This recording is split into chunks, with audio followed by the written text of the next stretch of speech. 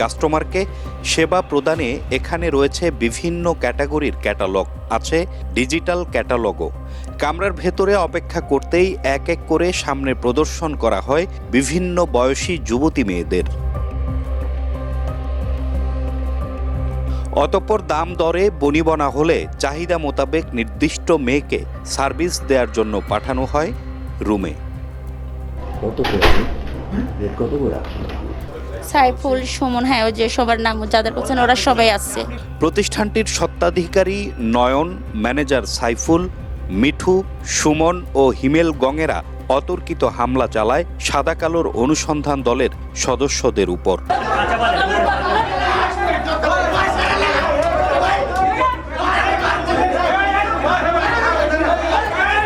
এ সময় ক্ষতিগ্রস্ত হয় চ্যানেল এস-এর দুটি ক্যামেরা, গুরুতর আহত হন দুজন ক্যামেরা পার্সন ও রিপোর্টার।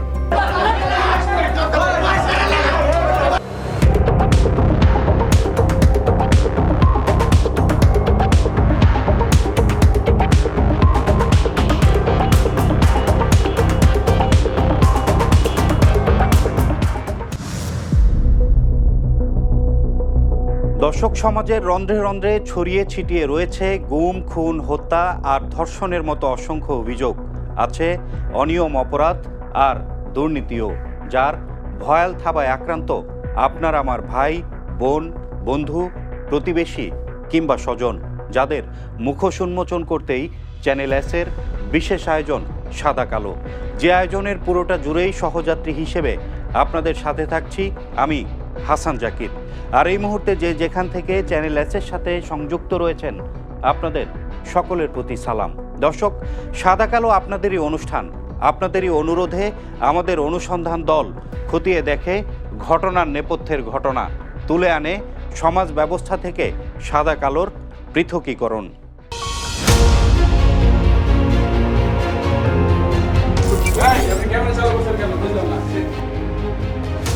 আপনি ভিডিও করতেছেন কেন? কে আছেন? দরজাটা খোলেন ভাই, ভেতর থেকে।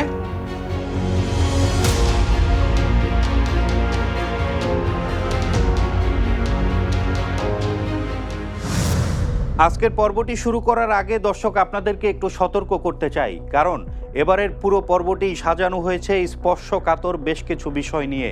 কাজেই টিভি সেটের সামনে যে সকল অপ্রাপ্তবয়স্ক ছেলেমেয়েরা রয়েছে তাদেরকে দূরে সরিয়ে রাখুন। দর্শক, কর্মক্লান্ত শেষে আমরা অনেকেই হয়তো নিজেকে কিছুটা প্রশান্তি ও স্বস্তি দিতে ছুটে যাই স্পা কিংবা মাসাজ সেন্টারে। উন্নত বিশ্বে এই সকল স্পা কিংবা মাসাজ সেন্টার সকলের জন্য উন্মুক্ত থাকলেও বাংলাদেশে এই সকল স্পা সেন্টার পরিচালনায় রয়েছে সরকারের নানা বিধিনিষেধ।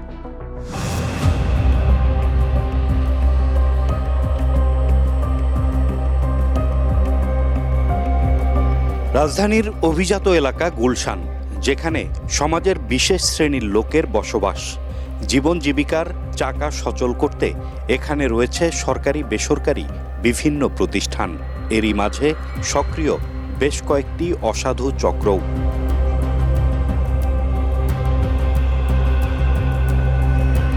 এখানকার বিভিন্ন প্রতিষ্ঠানে চাকরির প্রলোভন দেখিয়ে যুবতী মেয়েদের দিয়ে জোরপূর্বক মাসাজ ও স্পা করানোর বেশ কিছু অভিযোগ আসে চ্যানেল এস-এর টিম সাদা কালোর হাতে। ফেসবুকে একটা ভাইয়ের সাথে আমার অনেক দিন আগে থেকেই কথা হতো, তো উনি মোটামুটি আমরা ভালোই অনেক কথাই বলতাম। তো একদিন হঠাৎ করে আমার জব দরকার ছিল, তো ওনাকে আমি বলছি যে ভাইয়া আমার একটা জব দরকার, খুব দরকার, আমি অনেক সমস্যায় আছি। তো সেক্ষেত্রে উনি আমাকে পরবর্তীতে ডায়মন্ড স্পা সেন্টারের একটা অ্যাড্রেস দিল, বলছে সেখানে চাকরি করা যাবে, সেখানে লোক নিচ্ছে।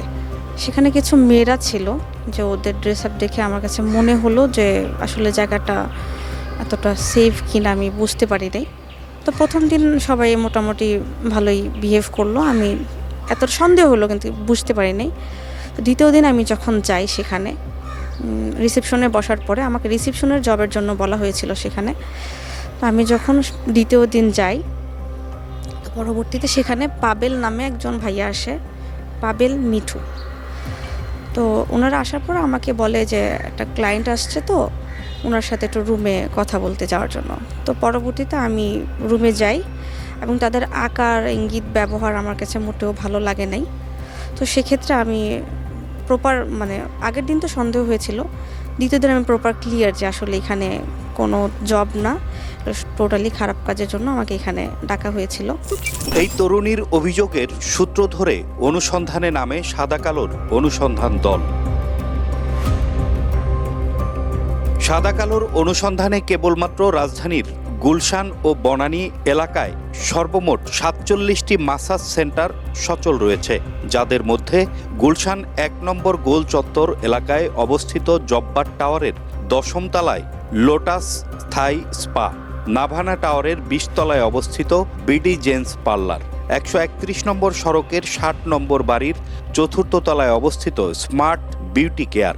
এছাড়া গুলশান ২-এর ৩২ নম্বর বাড়ির 7 স্টার স্পা, ৪১ নম্বর রোডের ৭-এর এ হাউসে অবস্থিত লেডিস কেয়ার স্পা, ৪৯ নম্বর সড়কে অবস্থিত ৩-এর এ ভবনের ১১ তলায় 7 স্টার, ৫৫ নম্বর রোডের ১২-র বি হাউসের স্মাইল স্পা ছাড়াও রাজধানীর বনানী এলাকার ১১ নম্বর সড়কের ৫০ নম্বর বাড়ির স্কাই স্পা, কবরস্থান রোডের অবন্তী হাউসে অবস্থিত শহীদ স্পা ছাড়াও অসংখ্য অনুমোদনহীন স্পা সেন্টার রয়েছে এই এলাকায়।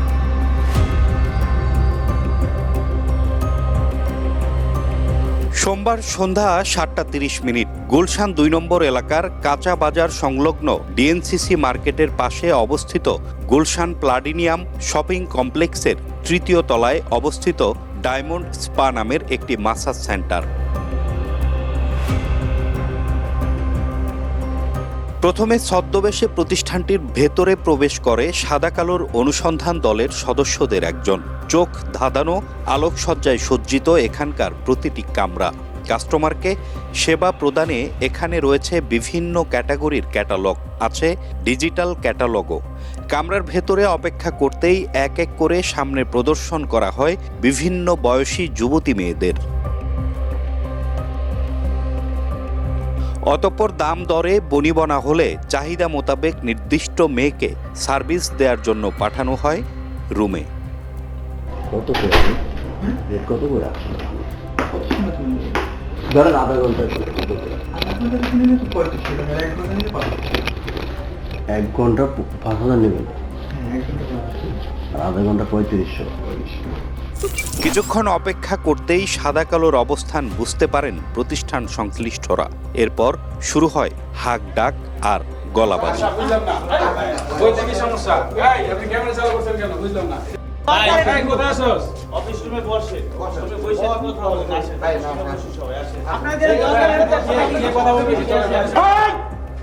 সমস্যা কোথায়?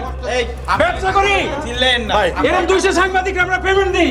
আপনি জানেন তো আসছেন, আপনি জানাই আসছেন, তাহলে জানে আসেন কথা বলেন।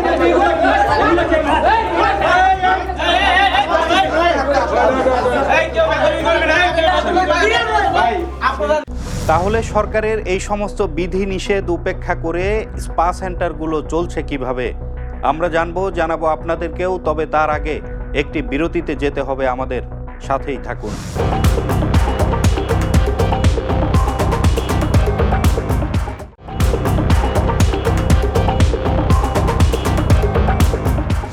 ফিরে এলাম বিরতির পর।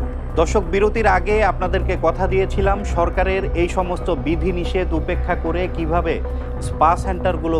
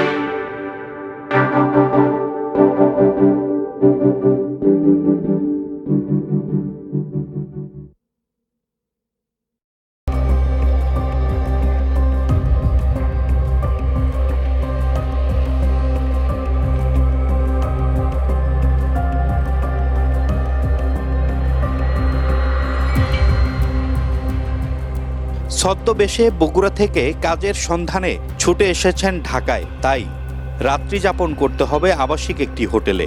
এবার দালাল চক্রের এক সদস্যের সহযোগিতায় ভেতরে প্রবেশ করে সাদা কালোর অনুসন্ধান দলের সদস্য। আমি রুম খোঁজার সময় আছে নাকি আমি বাইরে চলে যাব? আমার রুম খোঁজার সময় নাই। আমি হলাম কাজ শুক্রবার দিন আছে। শুক্রবার দিন থেকে কালকে শুরু ওয়ান থেকে মনি হয় যদি বাঁচায় যায়। অতঃপর ভেতরে অবস্থা দেখে চক্ষু চরক গাছ। এ যেন মধু চক্রের খামার।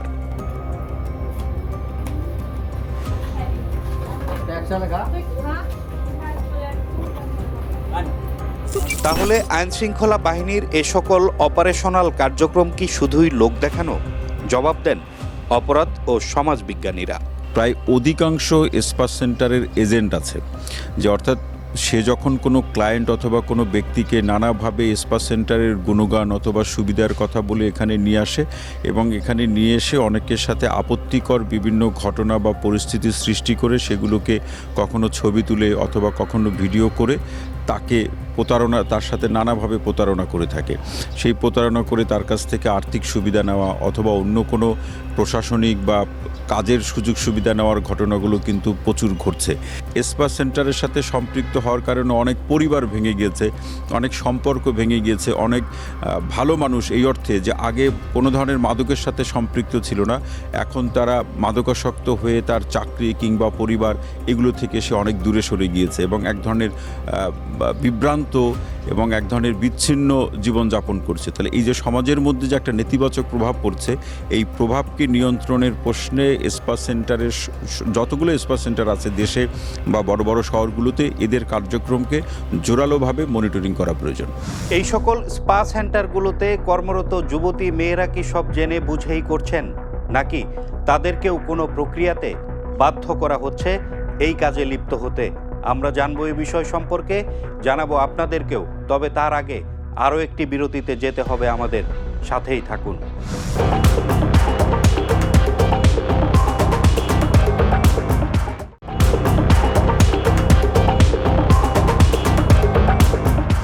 বিরতির পর আবারও স্বাগত চ্যানেল এস-এর অপরাধ ও অনুসন্ধানমূলক আয়োজন সাদা কালোতে।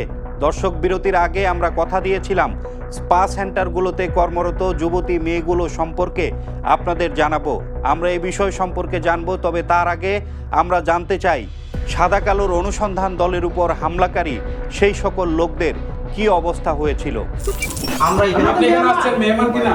আমরা মেহমান। জানেন তো এটা স্পা, জানেন তো স্পা, জানা আসছেন না, শুনে আসছেন না? আমরা তো মেহমান, বড় ভাই, তাহলে আমরা সমস্যা এখানে নেই। আসছেন না। তাহলে আমরা একটা কথা বলি, কথা বলতে সমস্যা নেই। আমি কথা বলি। বুধবার বিকেল 5:30 গুলশান 2 নম্বর গোল চত্বর এলাকার অভিজাত হোটেল ওয়েস্টিন সংলগ্ন রত্না স্পা সেন্টারে সাদা কালোর অনুসন্ধান দল।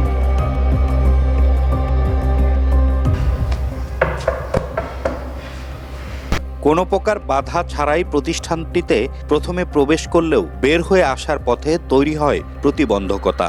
রীতিমতো হুমকি দিতে থাকেন ভবন মালিকসহ প্রতিষ্ঠান সংশ্লিষ্টরা।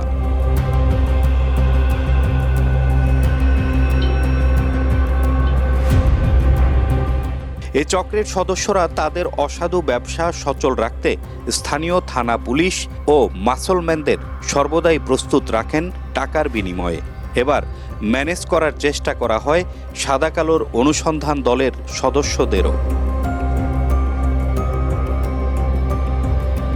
ক্যামেরায় উঠে আসে ডায়মন্ড স্পার অন্তরালে সংগঠিত হওয়া ভয়াবহ মাদক সেবনের কার্যক্রম। আর এসব চলছে সংশ্লিষ্ট থানা পুলিশের সীমানা প্রাচীরের 100 গজের ভেতরেই।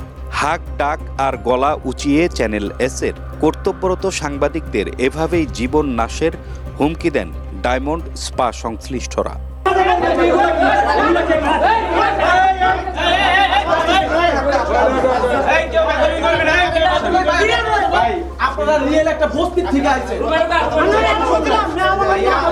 দীর্ঘদিন ধরে স্পা সেন্টারের আড়ালে অনৈতিক দেহ ব্যবসা চালালেও প্রতিষ্ঠান সংশ্লিষ্টদের ক্ষমতার দাপটে যেন কুপকাত আইনশৃঙ্খলা বাহিনীর সদস্যরাও।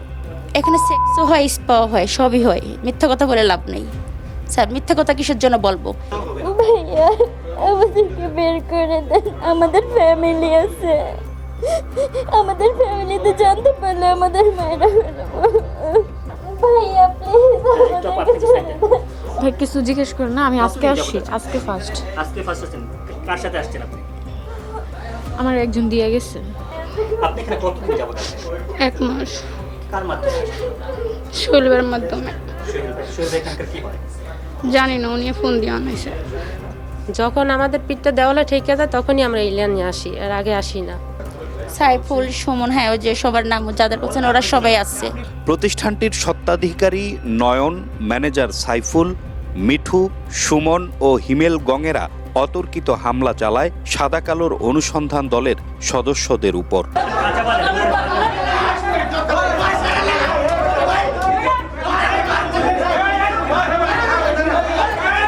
এ সময় ক্ষতিগ্রস্ত হয় চ্যানেল এস-এর 2টি ক্যামেরা, গুরুতর আহত হন 2জন ক্যামেরা পার্সন ও রিপোর্টার।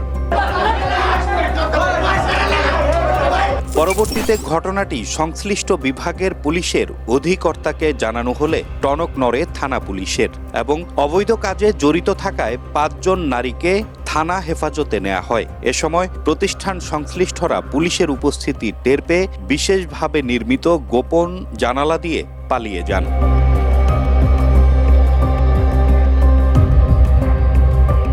পরে সংশ্লিষ্ট বিভাগের উপ পুলিশ কমিশনার তারেক মাহমুদ জানান, গুলশানকে অপরাধমুক্ত রাখতে কাজ করছেন তারা। পত্রপত্রিকায় দেখেছি আমি যে গুলশান বনানী এই অভিজাত এলাকায় বিভিন্ন ধরনের স্পা সেন্টার বা অবৈধ দেহ ব্যবসা এগুলো চলে নাকি, বাট আমার কাছে পার্টিকুলার আমি জয়েন করার পরে 2টা অভিযোগ আসছে। 2টা ল্যান্ড ওনার তারা অভিযোগ করেছে যে তাদের জায়গাটা ভাড়া নিয়ে এরকমের স্পা সেন্টার চলছে। তা আমি প্রাথমিকভাবে এটা ভেরিফাই করেছি এবং ঘটনার সত্যতা পাওয়ার পরপরই আমি 2টা জায়গায় অভিযান করে সেগুলো ক্লিয়ার করে দিয়েছি। এ সময় তিনি অভিজাত এলাকায় সকল ধরনের অনৈতিক কার্যক্রম বন্ধের আশ্বাস প্রদান করেন। এটা তো 100% সিকিউর করা তো সম্ভব না, বা 100% এটাকে নির্মূল করা সম্ভব না। আমি বলতেছি এই কারণে যে মানে চেষ্টা থাকলেও এটা এত দ্রুত দেখা যাচ্ছে এক জায়গা থেকে সরায় দেওয়া হলো, তারা আরেক জায়গায় যে আবার গোপনভাবে শুরু করে এবং তারা প্রতিনিয়ত জায়গা পরিবর্তন করছে। তো আমরাও চেষ্টা করছি আমাদের এই সমস্ত কাজের মধ্যে এটাকেও একটা প্রায়োরিটি দিয়ে যতখানি পারা যায় আমাদের অভিযান তো চলমান আছে, আমার চেষ্টা চলমান আছে। দর্শক, সাদা কালো আপনাদেরই অনুষ্ঠান, আপনাদেরই অনুরোধে আমরা সাজিয়ে থাকি আমাদের প্রতিটি পর্ব। আমাদের এই আয়োজন নির্দিষ্ট কোনো ব্যক্তি, গোষ্ঠী, সমাজ কিংবা সরকারকে ছোট কিংবা খাটো করে দেখাতে নয়, বরং সংশ্লিষ্টদের সজাগ করতেই চ্যানেল এস-এর এই ক্ষুদ্র প্রয়াস। মনে রাখবেন, আপনার একটু সচেতনতা বোধই পারে সামাজিক এই ধরনের অসঙ্গতি দূর করতে আর সমাজকে কলুষিত মুক্ত করতে। আজ যেতে হচ্ছে, আগামী পর্বে দেখা হবে নতুন কোনো ঘটনার রহস্য উন্মোচন করে এই সাদা কালো অনুষ্ঠানে। ততক্ষণ দেখতে থাকুন আর চোখ রাখুন চ্যানেল এস-এর পর্দায়।